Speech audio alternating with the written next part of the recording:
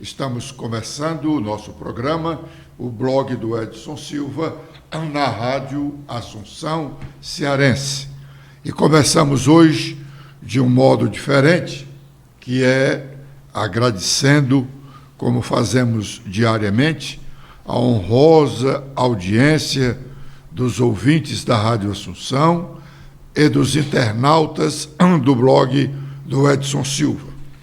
E esse começo é diferente exatamente porque nós recebemos um relatório do Google sobre as nossas publicações. E o Google nos diz que no programa do blog do Edson Silva, na Rádio Assunção Cearense, no último dia 19, nós tivemos um alcance da publicação de, atentem, 443.879 pessoas nos ouviram e viram no programa do dia 19 de janeiro. Isso é um recorde, não só para o nosso programa, mas acredito que para todas as outras nossas publicações. E mais, diz o Google o seguinte, que nós tivemos 275.230 visualizações de segundos. Tivemos 136.580 visualizações do vídeo por, no mínimo, 1 minuto. E tivemos, então, uma média de minutos de visualização de 2 minutos e 23 segundos. Isso é muita coisa para um blog, para um site, por isso que nós queremos dividir isso com todos os nossos ouvintes e internautas, porque foram eles, os ouvintes da Rádio Assunção Cearense e internautas do blog do Edson Silva, que nos brindaram com esse significativo número, 443.879 visualizações. Foi o alcance da nossa publicação do programa do dia 19 de janeiro. Nós tivemos, segundo reações, de 5.692 reações de interações com o dedinho levantado. Tivemos 2.103 comentários e o material foi compartilhado por 1.557 internautas. Obrigado a todos, em nome meu e, óbvio, da nossa equipe, que procura fazer esse programa com o maior esmero possível, com a seriedade que tem sido nota do nosso trabalho ao longo de toda a nossa carreira, respeitando significativamente e como deve ser o trabalho jornalístico a todos os nossos ouvintes, leitores, internautas. Muito bem.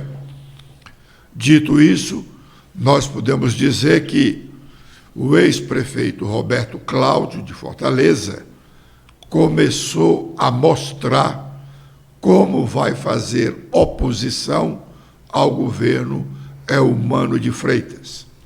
Ele ontem, logo após apresentarmos aqui o nosso programa, recebemos uma publicação dele falando sobre o fechamento da fábrica Guararapes, aqui em Fortaleza. Nós já havíamos tratado desse assunto, lamentando o fechamento e o consequente desemprego de 2.000 pessoas, 2.000 trabalhadores da Guararapes foram demitidos com o encerramento das atividades da empresa aqui no estado do Ceará. Lamentamos que o governo do estado não tenha tido condições de ajudar a manter a empresa funcionando, porque isso garantiria não só os empregos para 2.000 pessoas, como a cidadania para aproximadamente 10.000 pessoas, que devem ser o contingente de familiares desses empregados agora jogados no olho da rua. Muito bem. A oposição do Roberto Cláudio ao governo, que terá ao menos 3 deputados do PDT, correligionários de Roberto Cláudio, como secretários, essa oposição vai gerar constrangimento a esses deputados do PDT, secretários de Elmano. Nessa primeira crítica, no caso do fechamento da Guararapes, o constrangimento é para o deputado estadual Salmito Filho, que é o secretário do Desenvolvimento Econômico e do Trabalho. Ele ainda não assumiu, porque não está licenciado da Assembleia, o que deve acontecer a posse e a licença já a partir do dia 2 de fevereiro da próxima semana. Como Salmito, correligionário de Roberto Cláudio, vai responder a essa crítica sobre o fechamento da Guararapes e a inação do governo do estado. O presidente Lula, embora não tenha completado um mês do seu mandato, já é objeto de críticas por alguns e expressivos segmentos da sociedade. Hoje, um duro editorial do jornal O Estado de São Paulo critica o comportamento de Lula no exterior, falando que a ex-presidente Dilma foi vítima de um golpe, quando, na verdade, ela sofreu um impeachment feito pelo Congresso Nacional. Primeiro, ela foi acusada pela Câmara dos Deputados e depois o processo de impeachment no Senado da República, presidido pelo presidente da época do Supremo Tribunal Federal. Portanto, o impeachment de Dilma, que é uma medida constitucional, ela é admissível na Constituição da República Brasileira, portanto, não pode ser golpe se ele é efetivado atendendo ao que determina a Constituição.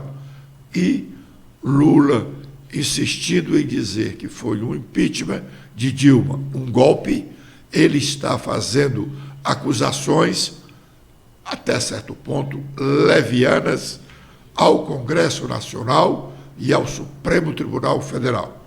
O editorial, portanto, do jornal O Estado de São Paulo é sério. Letícia.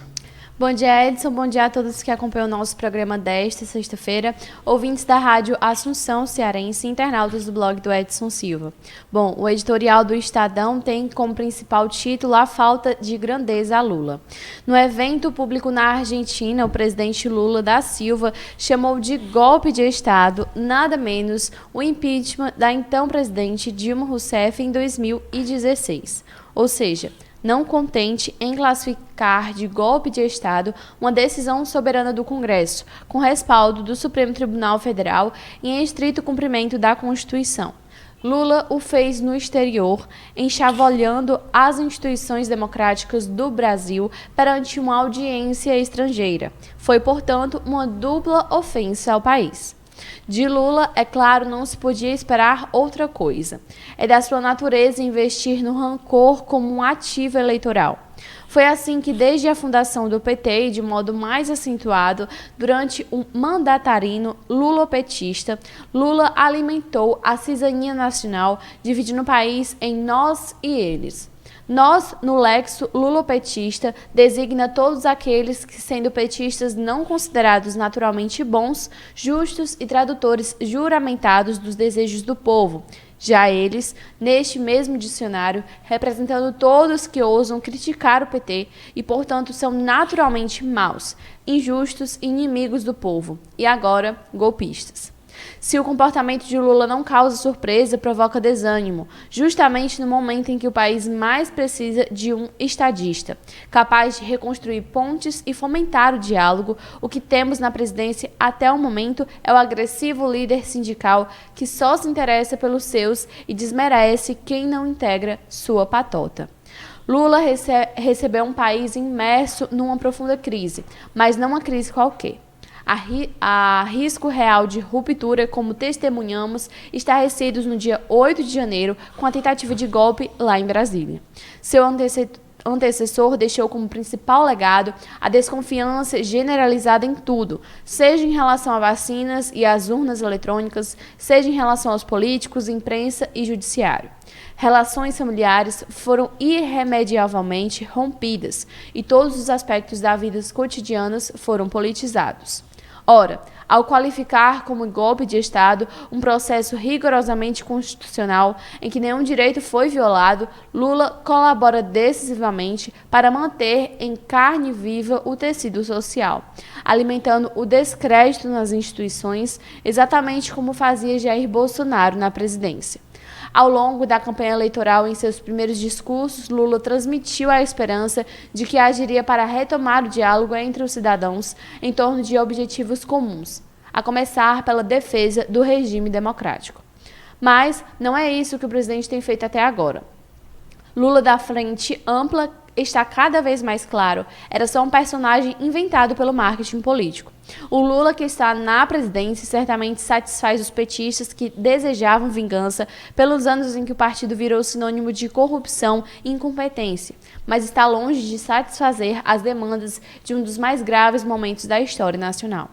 Depois de ser presidido por um anão moral, o Brasil esperava, se não um gigante, ao menos um presidente minimamente empenhado em restabelecer a grandeza da presidência da República.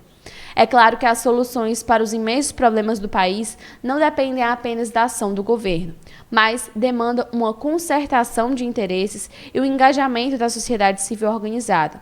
Tudo isso, no entanto, só será possível sob a liderança de alguém disposto a sobrepor o interesse público a outros interesses de natureza ideológica partidária, e o interesse público nem remotamente se confunde com a agenda retrógrada e rancorosa do PT. A história nacional não é aquilo que o partido do presidente diz que é.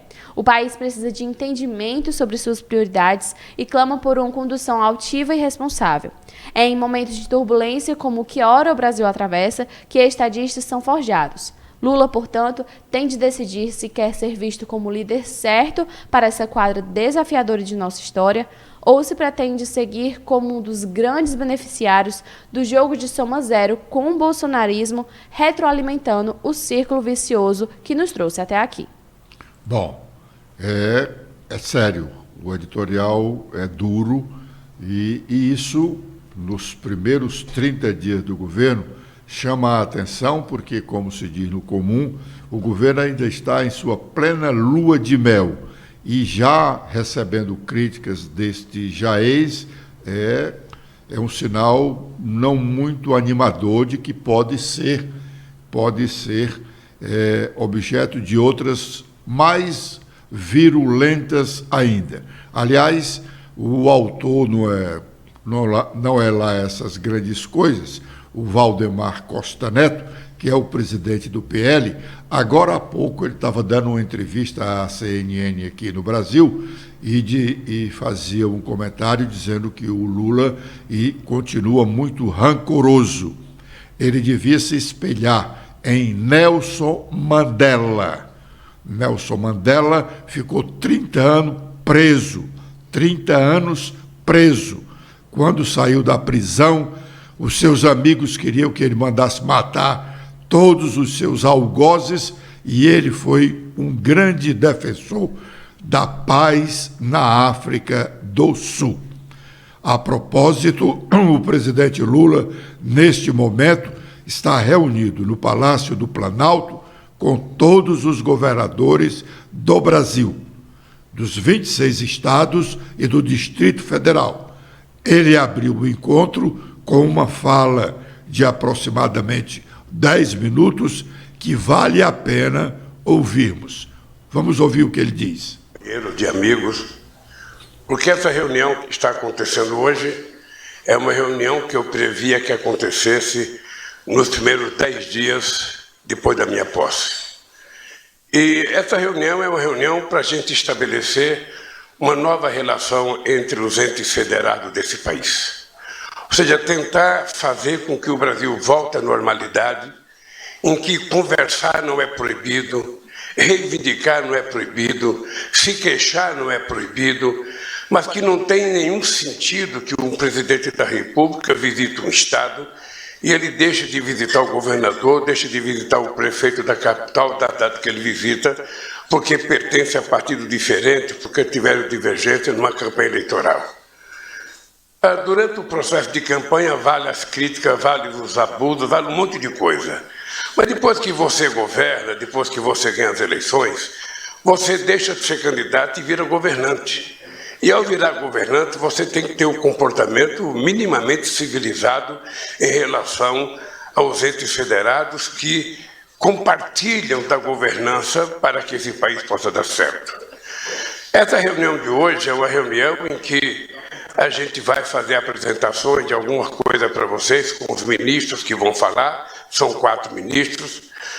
Eu quero que o Alckmin apresente para vocês o estado da arte de como nós encontramos o Brasil, porque certamente quem ganhou as eleições para governador, sabe, e é o primeiro mandato, também deve ter encontrado na transição coisas que não esperava encontrar. Depois que o Alckmin fizer a transição, nós vamos então fazer a fala dos ministros, mas, sobretudo, a gente precisa ouvir os governadores.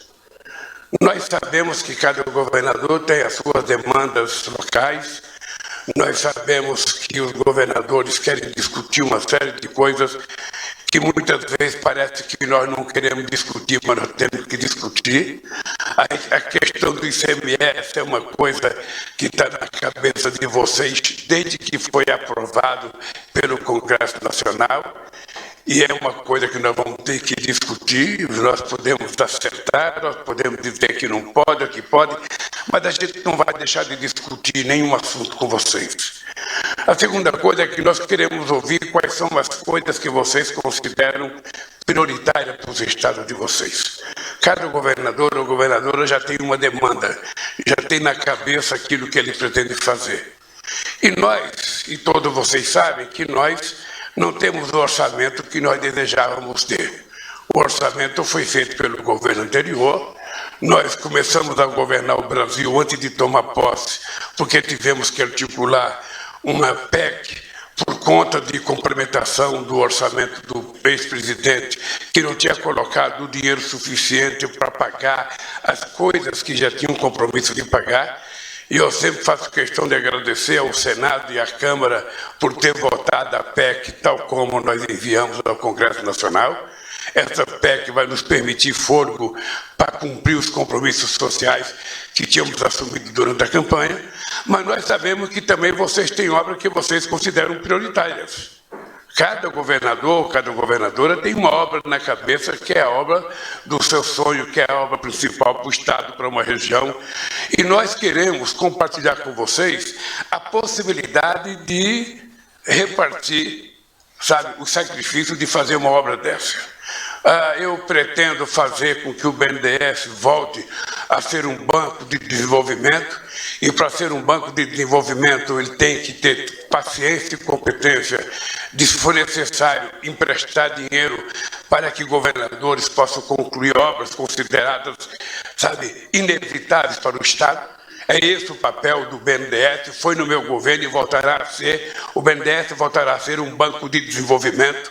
O dinheiro que o BNDES captar, ele tem que ser repartido com investimento para pequena e média empresa, para grande empresa, para governadores e para prefeitos, dependendo a qualidade e a importância da obra.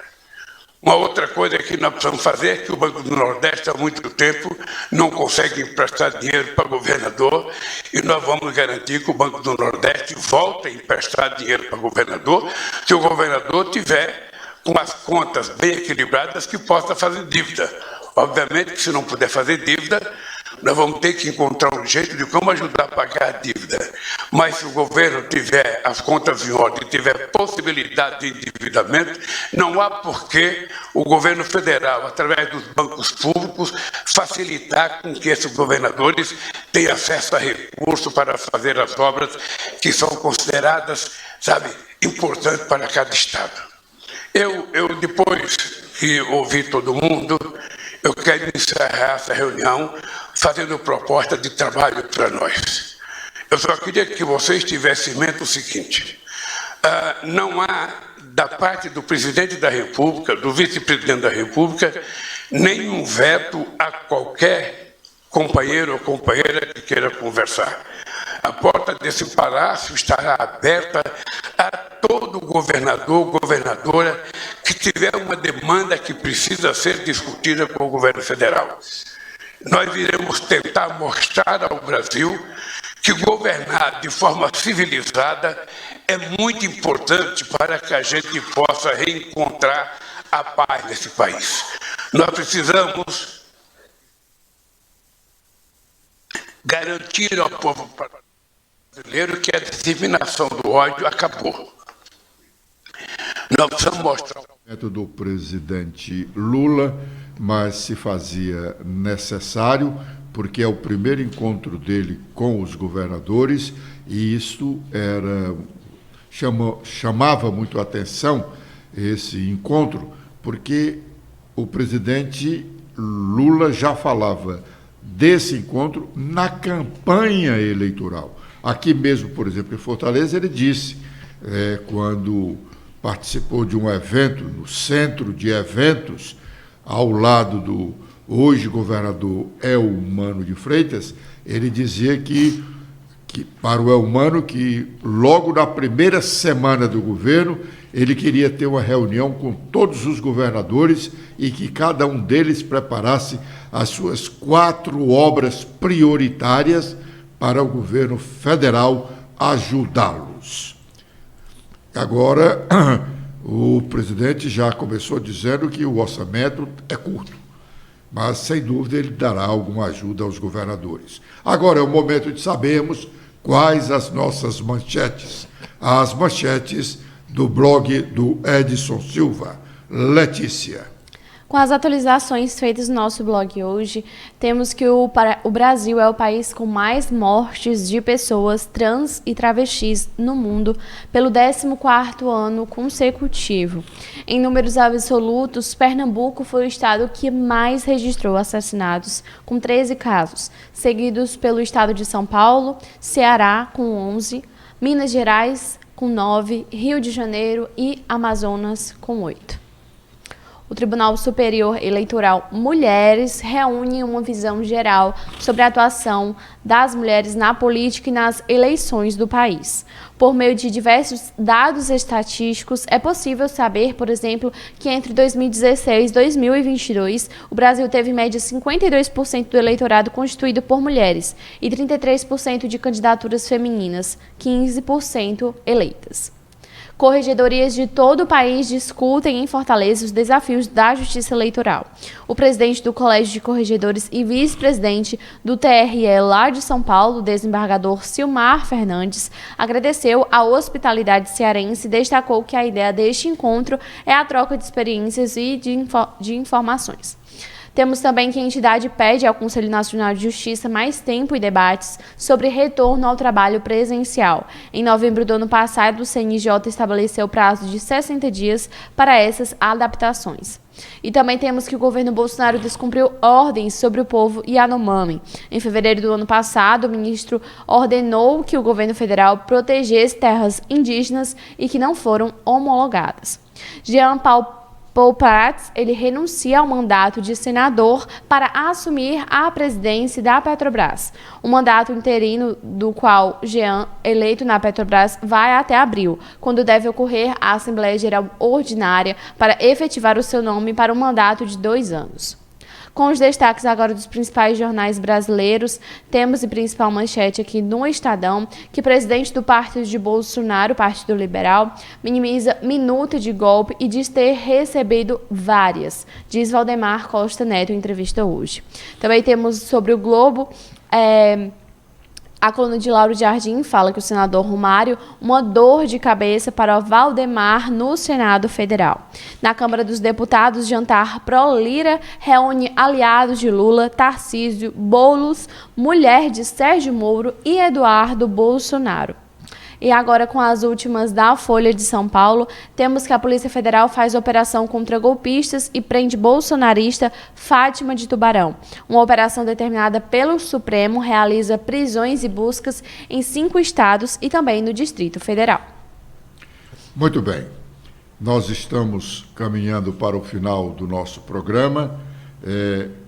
Queremos renovar aqui os agradecimentos que já o fizemos no início do programa, mas isto, confesso, é muito significativo para todos nós que fazemos aqui o blog do Edson Silva e no programa da Rádio Assunção Cearense, porque o relatório do Google diz que são notícias da manhã desta quinta-feira, 19. Esse foi o programa do dia 19, programa do blog do Edson Silva, em parceria com a Rádio Assunção. Isso é o que diz o relatório do Google. Alcance da publicação: 443.879. 443 mil pessoas nos ouviram e viram no dia 19 de janeiro, agora há pouco. Segundo ainda a descrição do relatório, visualizações do vídeo por no mínimo 3 segundos, 275.230. Visualizações do vídeo por no mínimo 1 minuto, 136.580. Média de minutos visualizados, 2 minutos 23 segundos. Obrigado, ouvintes, obrigado, internautas. Prometemos continuar fazendo um programa que os deixe bem informado, com toda a seriedade que o profissionalismo do jornalismo exige. Obrigado pela honrosa audiência e na próxima segunda-feira, 11h45, com a proteção de Deus, estaremos de volta. Letícia. Eu também faço meus agradecimentos a todos que acompanharam o nosso programa de hoje. Vocês podem ver mais notícias apontando a câmera do celular de vocês para este QR Code. Tenham todos um ótimo final de semana e até segunda-feira.